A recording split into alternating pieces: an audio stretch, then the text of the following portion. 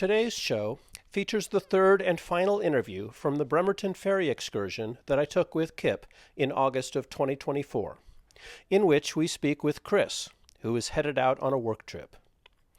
Kris has been reevaluating the trust he put in others since his marriage came to a disappointing end. The conversation goes deep into the nuances of Kris's confidence in his belief, and asks the question, how confident should any of us be in our guesses about what is going on in somebody else's mind? My name is Nick, and this is Conversations on the Coast.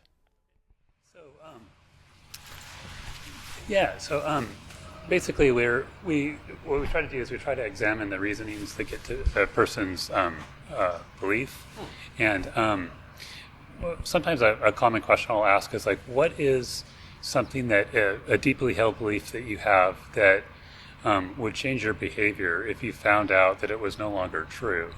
Can you think of something like that? What would have to change?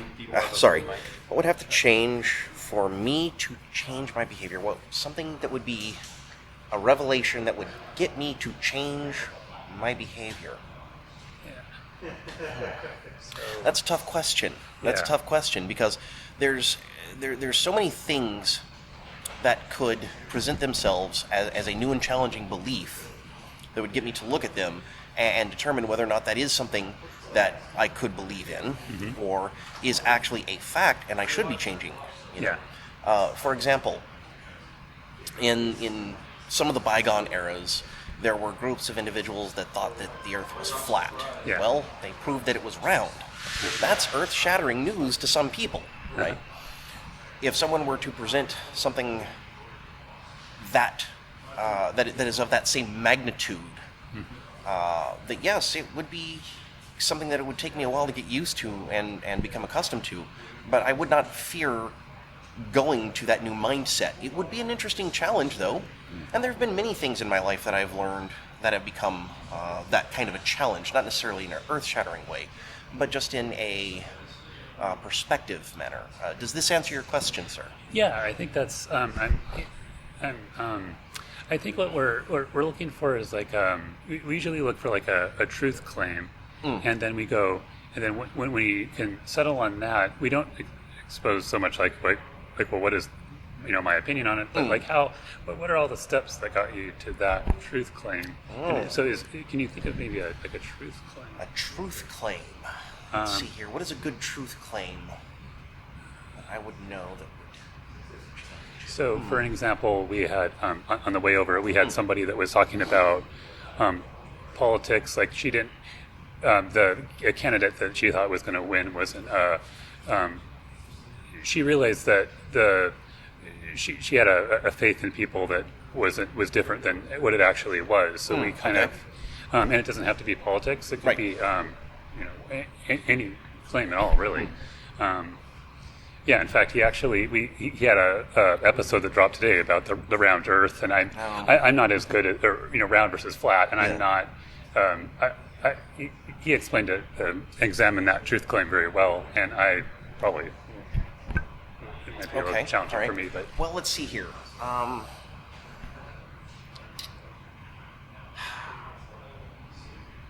Perhaps it would be my naivety and gullibility in believing that the people around me generally have my well-being in their mindset. I know this was something that I experienced years ago, actually, leading up to my divorce, and it was an interesting discussion. The psychologist that I was talking with at the time to try to help me cope with this brought up this statement that was actually somewhat of an interesting revelation to me. They just simply questioned me on the third or fourth visit, have I ever considered that I might be standing by a group of assholes? And that took me a couple of weeks to actually digest and come to terms with, maybe my perspective on what all those people around me are saying is actually skewed by my want for the belief that they are good and well-intentioned. Okay. Yeah. Do you think that, I guess we could say that trying to walk. Yeah, interesting. So, would you say that people they put on maybe the veneer of seeming like a positive person, and then you discover over time that gradually that they don't I don't necessarily know that it is a veneer, yeah. but I wonder at times whether or not a person's spot in a relationship determines a role that they play and therefore mask into that role or out of it in some cases. Okay. Huh. Okay, so a person's spot in their relationship. Huh. So, I guess, could you maybe clarify what you mean by that? Okay. Let's see here. I suppose a good example of this would be the Stanford prison experiment from the 60s or 70s, I think it was. There was a study that some higher education people at Stanford were doing, where they were looking at the relationship between prisoners and their guards. Okay. And unfortunately, the problem that came out about this, is that the people running this experiment failed to institute proper control measures to give a control for basis of comparison. And it became a big problem for them when the lead professor for this experiment crossed the threshold and became a part of the experiment himself, still considering himself outside of it. Wow. And during the conduct of the experiment, he was in the role of the warden for these volunteers who were playing the parts of the prisoners or the prisoners or the guards. And there are numerous stories from that episode that show that the professor was no longer an observer, but a direct participant, and therefore playing the role of the warden as he thought it should be. And thus, the results from this were incredibly skewed. Okay. Does that answer your question? Yeah, I think that's starting to make more sense. Okay, so we had kind of a walk and talk there, so I have to think. Oh, well, yeah. So I have to kind of get my bearings about where we started. So we started with, I believe it was about a divorce. Yes. Yeah, and then what was the truth claim? I'm sorry. We were discussing the roles that people take in relationships and whether or not they're valid or a possible veneer, I think was the word you used. Yeah. I think I used the term masking into or out of said role. Interesting. Okay. Yeah. So, do you have ways to see past a person's mask, do you think? Or is that just something that just takes time? That is something that is always going to be an issue for me. Mm-hmm. I am not a very good judge of character. Mm-hmm. I am not a very good judge of people. Yeah. And as pessimistic as I am in most of my daily ins and outs, comings and goings, I try to see the good in people. Okay. Mostly I'm disappointed, and mostly it puts me into a bad and sullen mood. Okay. But with that, there are times when I can see past that. Mm-hmm. The struggle is trying to identify whether this is something that is a lie that I'm telling myself, mm-hmm. whether I think it's a lie that the other person is telling themselves, or whether I think that the other person might not know that that's the behavior that they're doing at that time. Okay, that's interesting. So sometimes we do like a scale, so it may help to run a scale where we say 0% to 100% is that 100% is that you're fully confident. So if you were to say that your way that you see people, how accurate do you think that is? If 100% is your total confidence that you, people are, how do I want to say this? I'm struggling to put a scale here. But, may I make a suggestion here? Yeah. I think what you're trying to say here, if I understand correctly, is that at 100% I am confident that what I am seeing and experiencing is in fact the reality of the situation, yes. and I understand the clarity of that. Yes. And 0% is I have no faith in what I am right. seeing or observing is in fact yes, thank you. correct. Thank you. Okay. This is odd, but the longer I've been alive and the more that I've experienced social interaction, the less confident I am. And I would say at this time, my best would be 50%. I really would like to say it's more like 35, but I don't want to slight those who just have casual interactions with me by saying so. Mm-hmm. Okay. That's personal guilt right there. Sorry. Yeah, that's right. So what would get you to, let's say, to raise the confidence? What would, or which direction should I go? I wonder if I should ask, should I raise the confidence or lower? What would get you to raise the confidence, or what would get you to lower the confidence? I'm trying to, I guess I'm trying to think what, see, you kind of gave it one in the middle, so I'm sort of deciding which way to go. Yeah. Yeah. Well, okay, so let's get the lowering out of the way first. Okay. That's very easy. Basic human nature. Okay. All I have to do is sit back and observe that long enough, and it's probably going to lower. Okay. That's a sad thing to say, but as I've said, over the course of my existence, my faith and abilities to trust and such has gone down, and at best is 50%, probably more like 35. But again, I don't want to commit to that number because that would slight some of the people that I just have casual interactions with. On the other side, what would it take to make it 100%? Or just higher. Or higher. Yeah, anything from 50 to 100 is basically what I'm asking. It would take a lot of work and personal growth and study of human psychology. Mm-hmm. Now, I understand that sounds manipulative, and in a lot of ways it is. But being able to have that kind of basis of thought and exposure to many other situations that I may not have been exposed to give me insight into human nature, I think that would help give me some more confidence in that. To get me to 100%, that's an impossibility, because I think for that I would have to have, I think it's clairsentience is the right term, to be able to know what everyone else around me is thinking. I don't think that's clairvoyance. I think clairvoyance is thoughts of the future. Clairsentience is knowing what everybody else is, I think. It's been a while since I've looked at the definitions of both of those terms. Please forgive me if I have misstated those. But that's what it would take for 100% confidence, and that is not a possible reality at this time. Okay.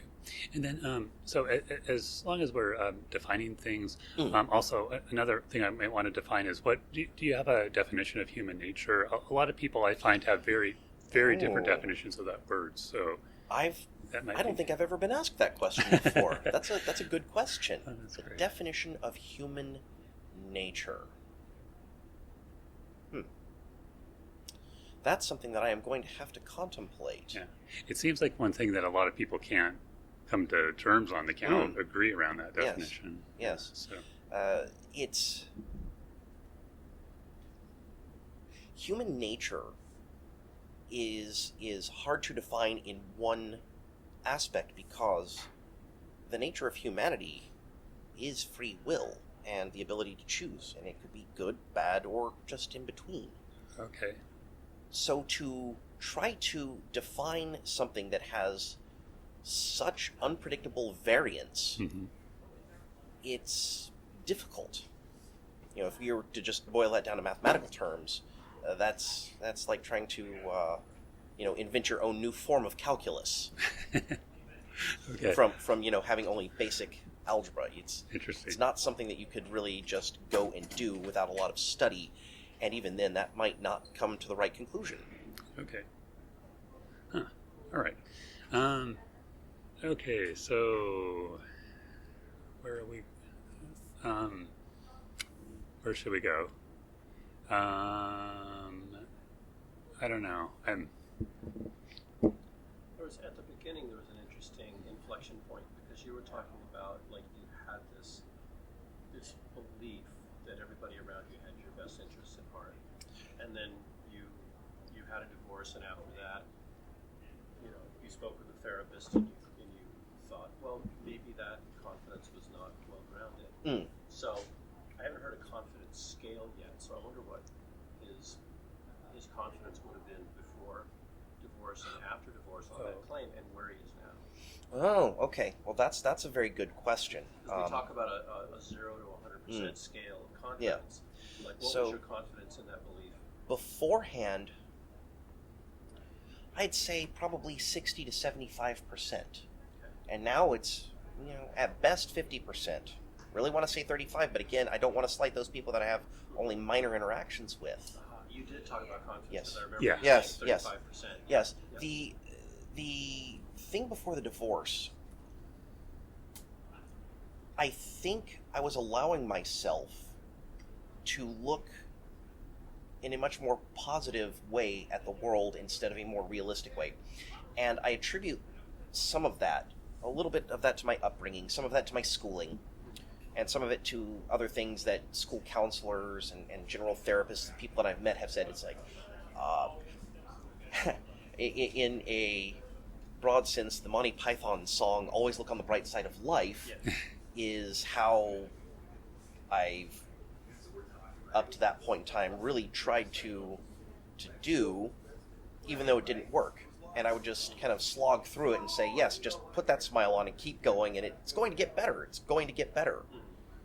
And finally, I reached you talk about breaking like a point. fake it till you make it. Kind of, yes. And I had that a lot more before the divorce. Looking at things more realistically has definitely made me more of a skeptic about those around me. But it has also had the added benefit of being able to look more critically at the world around me. Okay. And while there is such a thing as ignorance is bliss, I find that knowing things gives me more peace. Okay. And so now that I can look more critically at some of these situations, I have found that I am a lot more content, which is to me a form of intrinsic happiness. Okay. Yeah. I think that's stated correctly. What kind of psychological tools do you bring to bear for that critique to figure out, like, what methods do you use to figure out what's true? Like, how do you know whether somebody has your best interests at heart or not? That's a good question.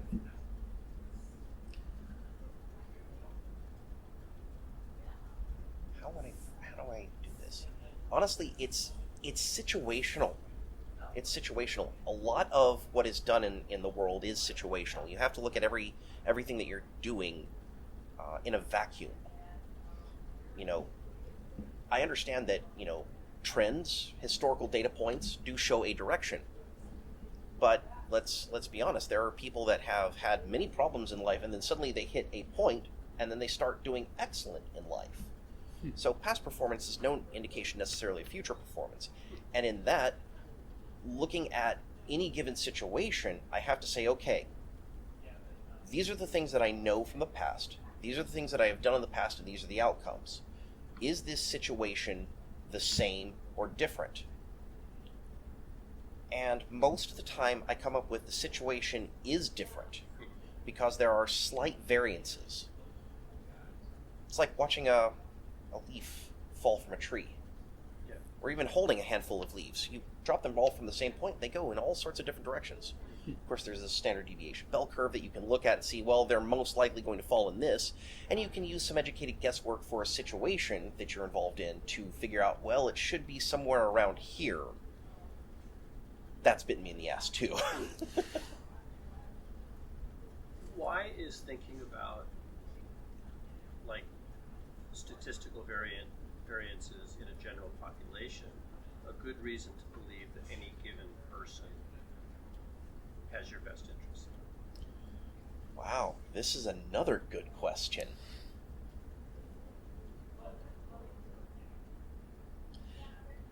Unfortunately, I don't have the educational background to be able to answer you with anything less than a very non-committal response at this point. Well, how might you figure out, like, you meet someone like Kip, or if we name him according to a prior conversation on the ferry, he's Evil Maddie. Okay. But how would you tell? How would you tell whether Kip has your best interests at heart or not? How would you know? I can't. I can't actually know. I could make some educated inferences, body language clues, non-furtive movements, slow, deliberate methodologies, eye contact, insightful questions that are reasonable and sociable and not necessarily probing for information. Obviously, this is a situation where you are probing for information. That's a little different. You actually broach that subject and say, hey, did you want to do this interview? And that's, I'm consenting to that. But, just starting off a conversation with probing questions and then having for example, your microphone here. Mm-hmm. You made that a deliberate act, the both of you did, to bring that out and say, hey, do you mind if we record this for the podcast? And I said, no, go ahead. If you had just, politely brought that up in your hands and were talking with me while that's in your hands, keeping it pointed in my direction, but not saying anything about that, that would be a red flag to me. Okay. That right there would be something furtive. You're trying to either do something subversive, you're trying to hide something. Mm-hmm. And so that would be an indicator to me that maybe I should cease this conversation and contact and go my separate ways. I mean, but let's say, for example, we were North Korean agents who were very well trained in how to appear genuine. Mm-hmm. And we were just trying to interview you to get, say, your voice print or to discover things about you so that we could infiltrate, into Mm-hmm. someplace, right? How would you be able to, what are good reasons to believe one versus the other? The type, style, and nature of the questions.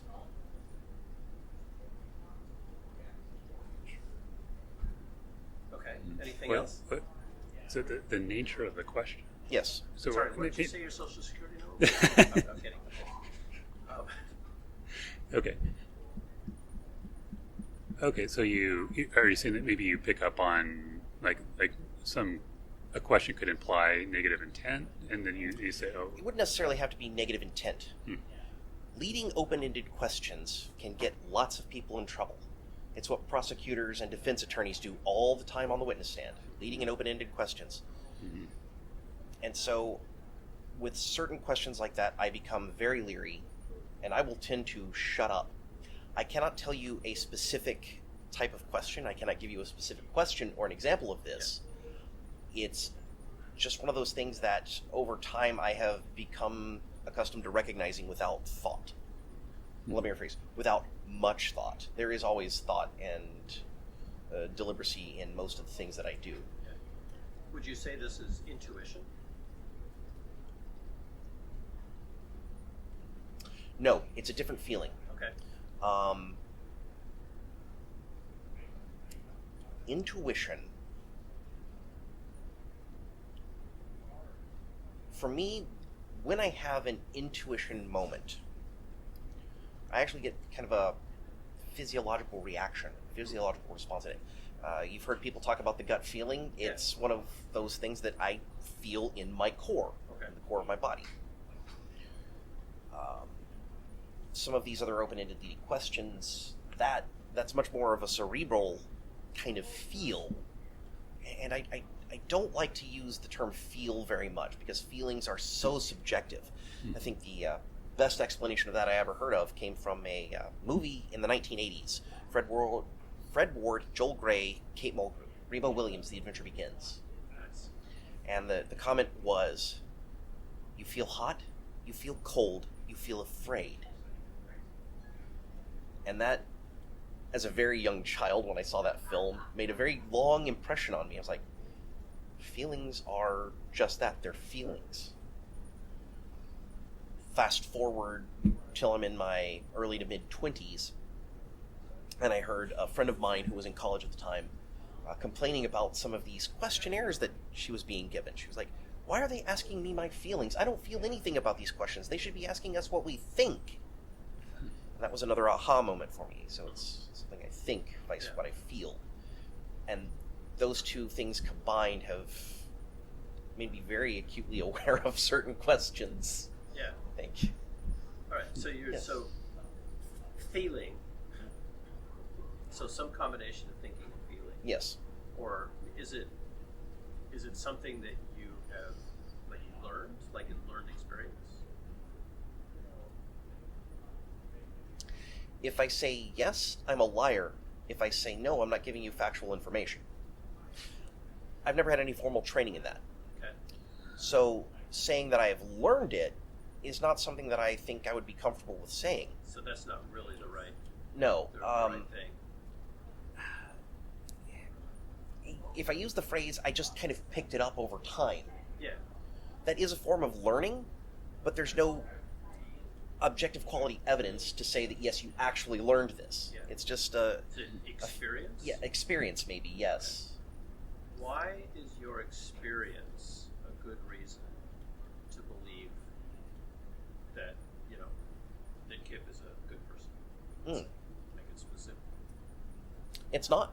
It's not reliable. Okay. What might be more relevant? Again, that boils back down to the philosophy of objective quality evidence. Without objective quality evidence, you don't know. Okay. Frankly, and I don't know what the outcome of this is going to be. I probably should look into your podcast and subscribe to it. But there are numerous accounts. Agree. There are numerous accounts. Shameless plug there. Numerous accounts where people have done interviews and someone has on the backside spliced together the sound clips to get them to say what they really wanted. Now, a humorous example of this was some of the stuff that was featured on Al TV when Weird Al Yankovic was doing mock interviews with all of these other celebrities. Yeah. And he took clips together and had some fun with it. That's an enjoyable thing. But clips can also be made to say other things. We tend to play from the time the recorder turns on to the time the recorder turns off. Fascinating. Because we want the whole thing to be straightforward. It's really about exploring your epistemology, how you figure out what's true, and kind of helping you explore that. So it's really we're working together on that. I do appreciate that. You said something in that last bit which I found interesting, which is you seem to imply that your experience or your feelings are of no value, that only objective, factual evidence is useful. Do you really believe that?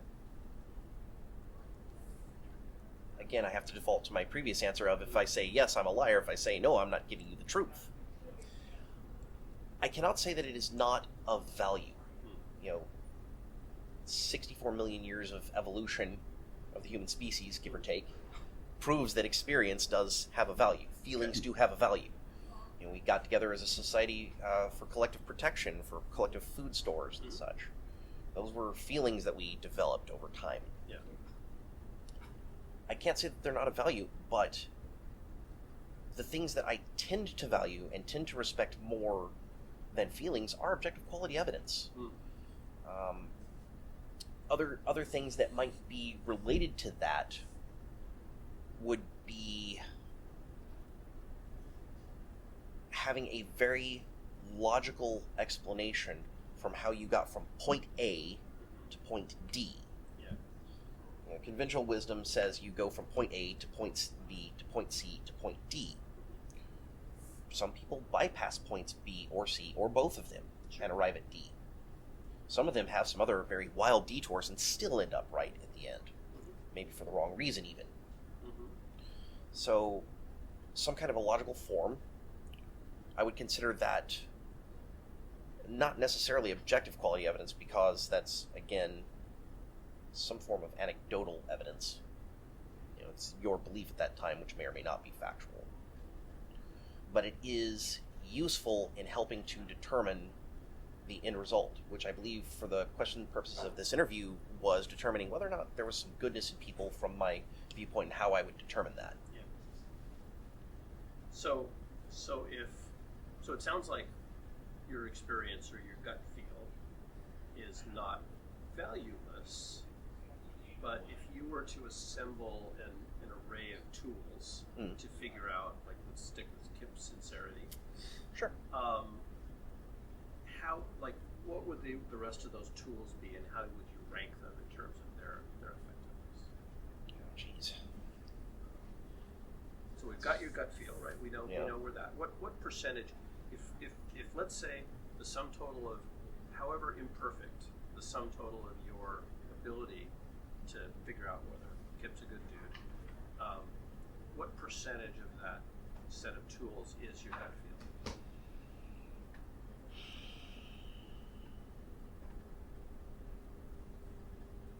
Gut feeling alone, I'd say no more than 20%. Okay. And if you were, like, let's say, you're evaluating Kip, and then you're evaluating, we'll put Evil Maddie over here. Okay. Let's say Evil Maddie, truth in advertising, Evil Maddie is truly evil. Is it possible that your gut feeling could tell you that both Kip and Evil Maddie are good people? Oh, yes, absolutely. It could be wrong. I acknowledge that. Okay. So you would probably not think that that's a very good reason to believe one or the other. No. Gut feeling isn't. No. So what might be a better reason to believe that Kip is good? How could you tell that Kip was good and Evil Maddie was bad? I'd have to see some sort of actionable situation. Okay, so observation of behavior. Yes. Okay. Why is observation of behavior a good reason to believe something about somebody's character?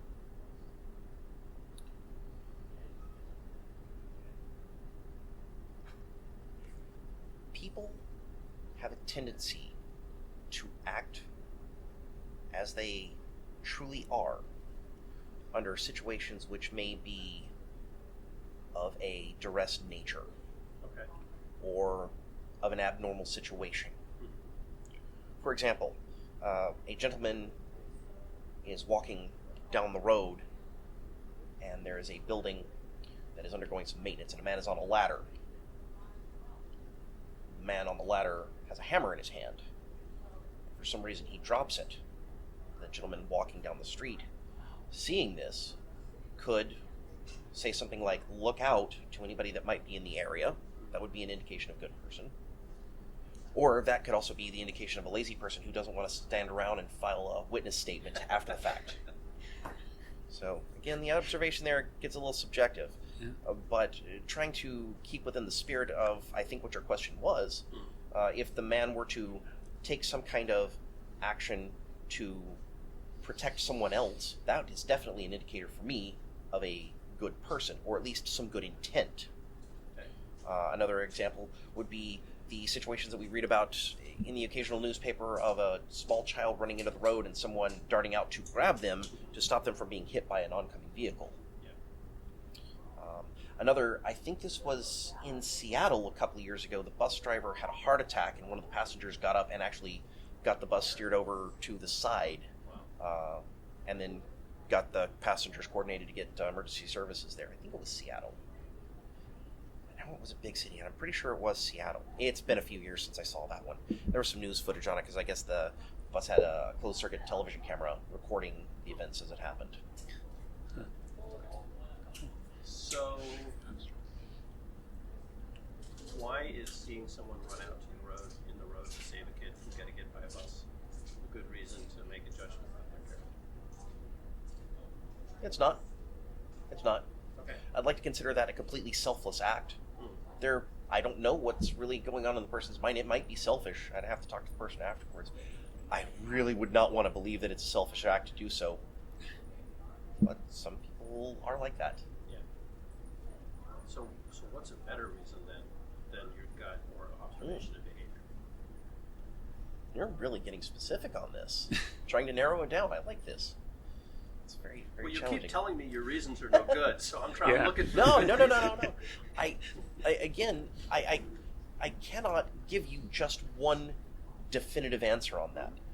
It's all very subjective.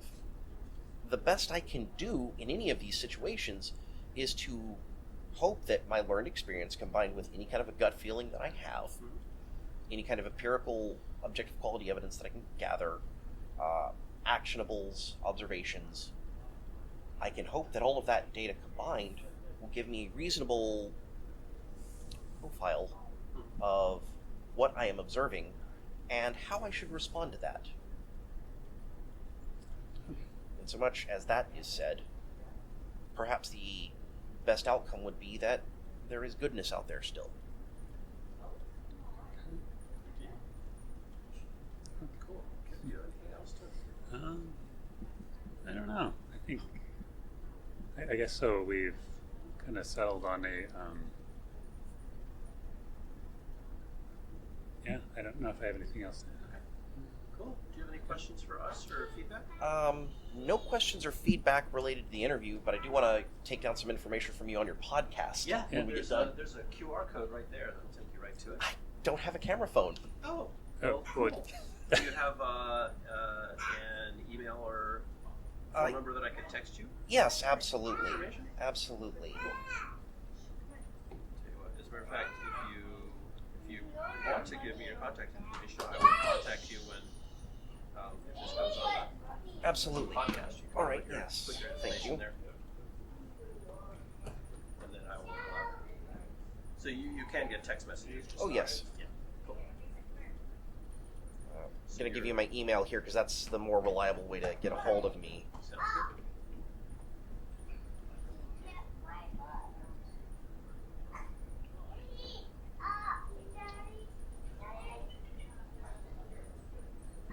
Okay, that looks correct. My email address is rather odd. I got that back when Gmail first started, and I specifically chose that one because of the meaning of those characters there, but also because that was the least likely email I could come up with that I would minimize any spam. Yeah. Sounds good. And it's worked pretty well. Excellent. Do you mind if I take your picture for the contact? No, not at all. Cool. All right. There we go. Well, thank you, Kris. Yes, thank you. That was very yeah, it was very pleasant. Intellectually stimulating. Yeah, you seem to really think well in this way. When I send you information, I'll also send you information about this technique, which is called street epistemology. And you seem like you could be someone who could be good at it. So, there's a course, an online course. Everything's free. There's a whole online community of nut jobs like us who go out and talk to people about their beliefs and why they think their beliefs are true and so forth. So it's Fascinating. yeah. Thank you very much. It was Kip Kip. and Nick. Nick. Thank you very much. I appreciate it. You're It was lovely talking with the two of you gentlemen. Yeah. It was a too. fantastic day. Yeah. By the way, where did you get your shirt? This- I noticed oh, it's you know Era what? Neon. Yeah, this was a neon. So this is a band called Era. And then this is that's the name of their album, and it has Neon. for some reason it has some Japanese on it too. Yes, Which yes. That's katakana. It says neon. Nail. Neon. Yeah. Neon. Oh, neon. Neon. That's funny because I have on my phone I got like a translation tool. You take a picture of it. I think it says something like family or something. It's like, why would they be? No, that's not family. That's neon. Really? Japanese have several different writing systems: hiragana, katakana, kanji, and romanji. The English lettering, for lack of a better way to phrase it, romanized. Yeah. And katakana is used for borrowed words. And in this case, neon, being the album name, would be neon in Japanese. Huh. Cool. Yeah, I work as a graphic designer, and I study the type of, I know like Asian letters are they don't have as much variable width, and what I love is like when I go to an Asian market is it makes so much sense that you could stack the text vertically easily, where our text doesn't really work that way. You got to tip it sideways. Yeah. So it's in some ways it's like, man, I kind of wish I was a graphic designer in Japan or something, because it would be so much. It'd be easier in a lot of ways. Whenever you have a can of pop or a sign, it works very well. Very much so. Very much so. Gentlemen, it has been fantastic. I wish you both the best, and I look forward to seeing and hearing more information about this podcast. Okay. Yes. Thank you. Yes. Yeah, I will send you will send you such. Model there. All right. Take care, and I wish you the best of luck. Indeed. Thank you, Nick. Thank you, Kip. Okay. Take care. You've been listening to Conversations on the Coast, a series from Washington State featuring civil conversations using street epistemology to explore what people believe and why. Find out more at streetepistemology.com.